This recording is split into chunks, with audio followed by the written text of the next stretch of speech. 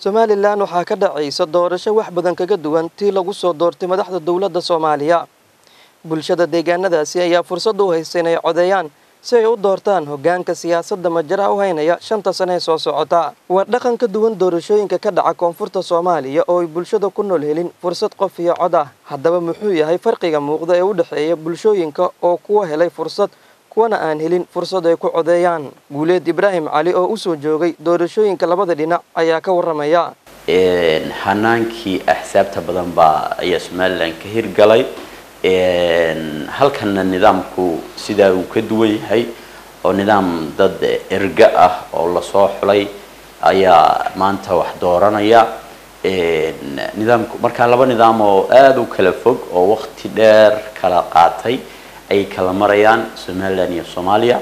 Sababaha ugu waaweyn ee bulshada koonfurta ku nool ayna u sameeyeen doorasho qof iyo cod ah burburkii kadib waxaa ka mid ah ammaanka oo wanaagsanayn, al-shabaab oo gobolada qaar haysta, xukuumadaha oo aan dalka u diyaarin nidaam doorasho lagu gaari karo qof iyo cod. Halka Somaliland si nabadgelyo ah ay doorashooyinka uga dhacaan, taasi oo sabab u ah in nidaamka asxaabta loo dadejiyo siyaasadda.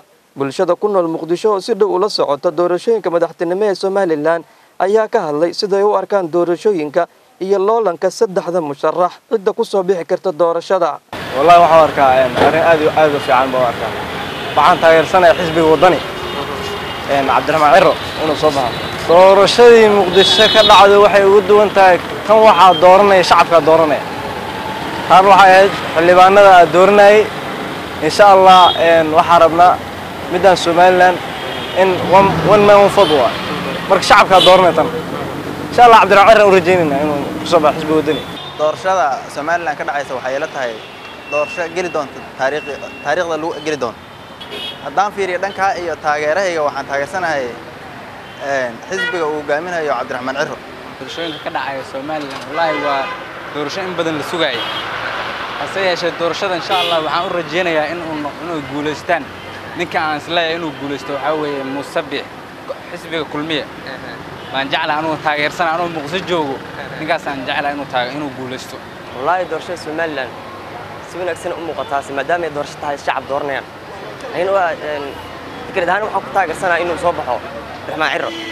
xildhibaan Guuleed Ciidruus Cige oo ka mid ah xildhibaanada baarlamaanka ee golaha shacabka ee ka soo jeeda deegaanada Somaliland ayaan weydiinay aragtidiisa la xiriirta doorashada deegaanadaasi ka dhacaysa. runtii aad iyo aad baan ugu faraxsanayn doorashadii saddexaad ee nooca madaxweynaha ay ka dhacdo Somaliland.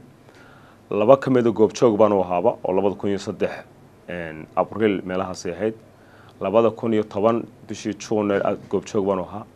tan oo maanta aanan runtii codeeyana ahayn goobjoogana ahayn waxaan hawada u marnayaa hambaliyo iyo bogaadaan la soo koobi karin.